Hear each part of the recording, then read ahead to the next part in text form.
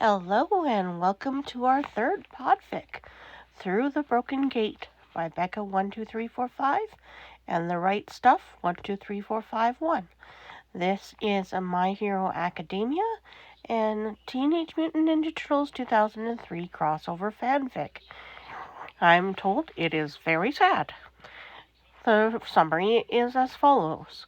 I really liked the fanfic Summoned by Becca12345 and wanted to do a fic like it, but how to make it different?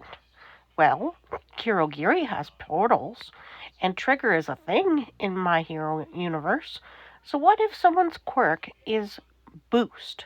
All it does is boost a quirk for a short period of time, just like if someone was using Trigger. Not wanting to get caught, this villain uses their quirk on Kirogiri. Only what comes through the portal is a very confused Splinter who had been coming home from spending a little vacation time in the Daimyo's realm, the Battle Nexus, after the end of the '03 series.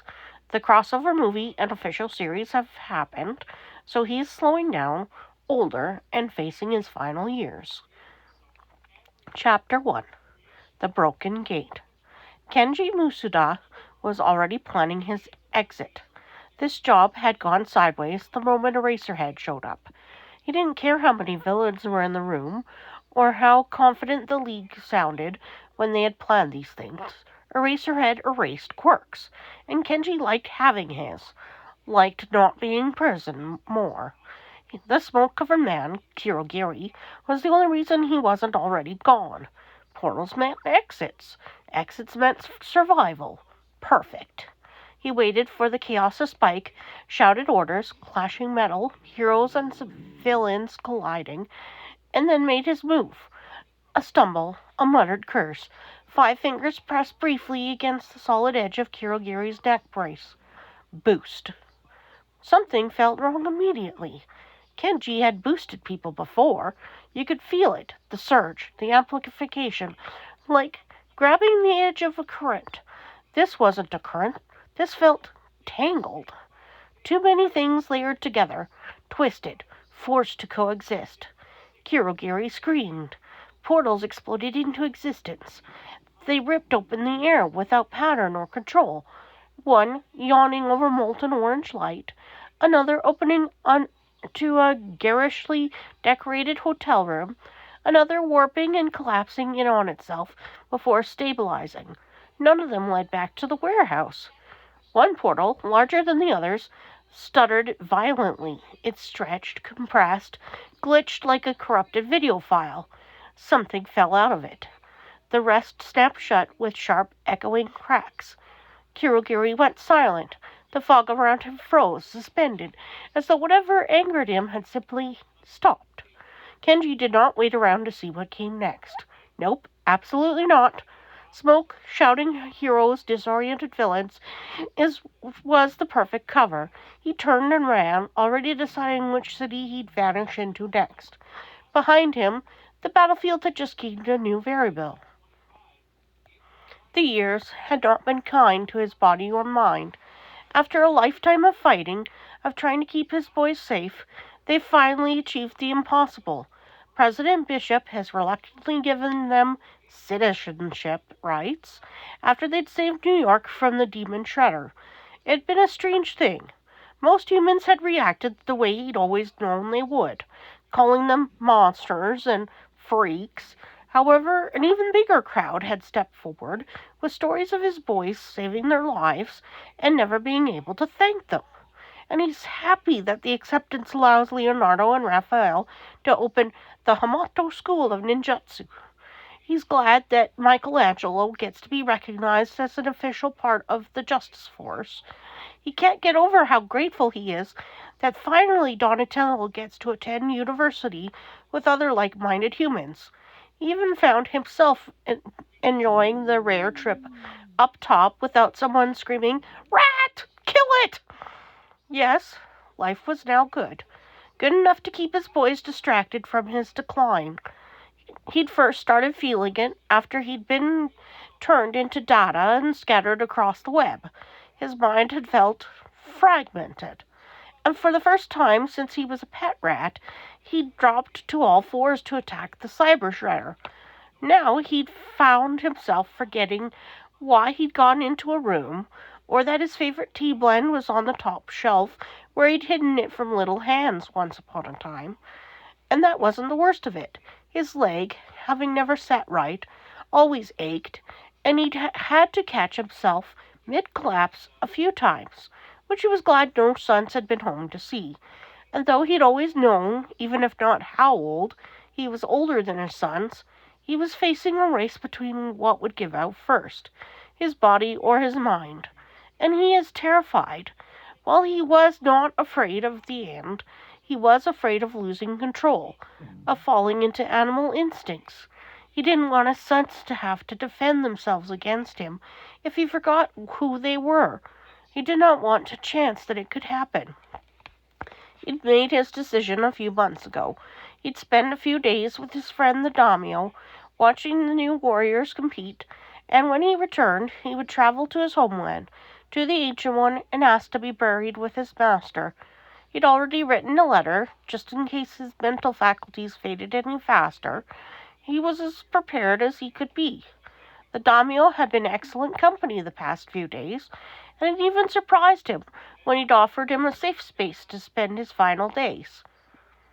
"Not that I'm ungrateful for the offer, my friend," he'd said over tea, "but my last wish is to be buried beside my beloved master." The Daimyo had looked conflicted, but had wished him well. Now it was time to return to his home. He'd opened the portal and stepped through, only something felt different, like he was being tossed upside down, sideways, squeezing through a toothpaste tube, stretched out, scrunched down, ripped apart into molecules, and then put back together. It was even more painful than his initial mutation had been, a secret memory he'd always intended to take to the grave. His brain may be slower, his body slower, but instinct is something he's always had, and instinct tells him he should dodge.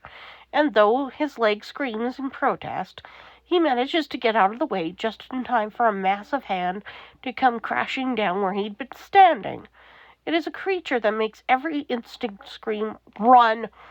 And yet a quick glance tells him that what he'd not noticed in the confusion of the arrival. A green-haired child is on the ground, knocked down when he'd pushed them aside in his dodging, and just beyond that, an adult human male with black hair bleeding from the head. And he knows if he had not fallen through the portal, the child would have been the target instead of him. "Get rid of that cheat code, Nomo." The Japanese told him he was not home, and the monster's unflinching response to the lunging towards him had told him that not only was this child in danger, so was he. He might not be as fast or as strong, and his mind may be going, but he will not be the reason someone else loses a child. The fist smashed down again as his leg collapsed, unintentionally allowing him to dodge again. "Not now," he thinks, as he forces himself upright, even as his leg trembles. He darted forward on the next strike, hitting the nerve centers as he passed. "Nomo can't be hurt just by punching it.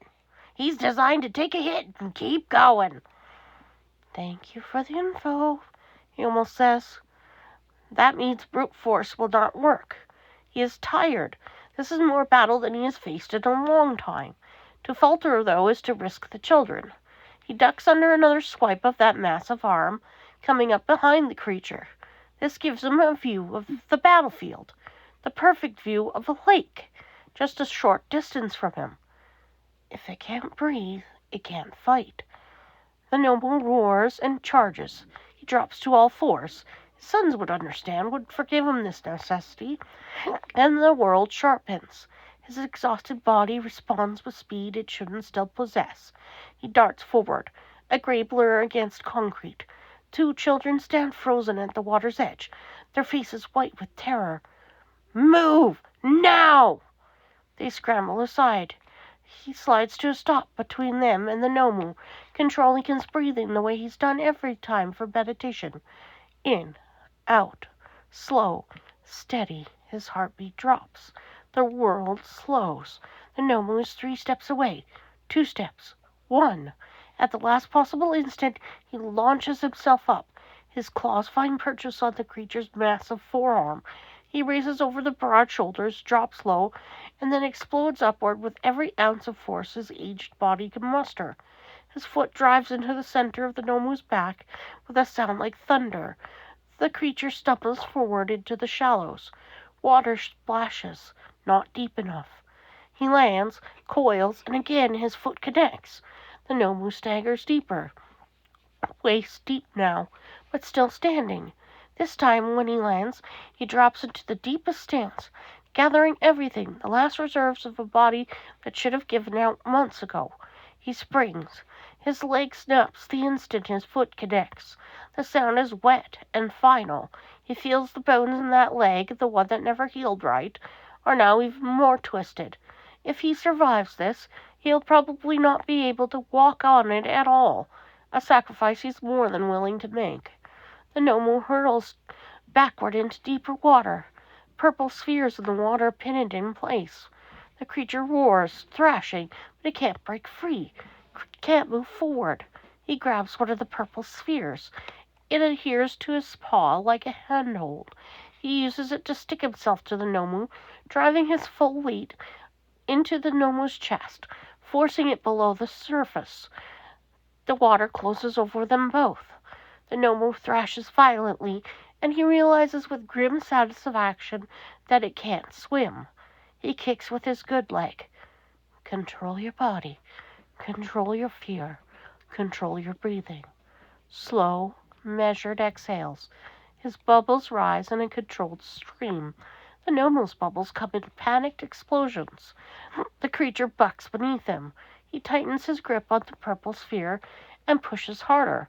His lungs begin to burn.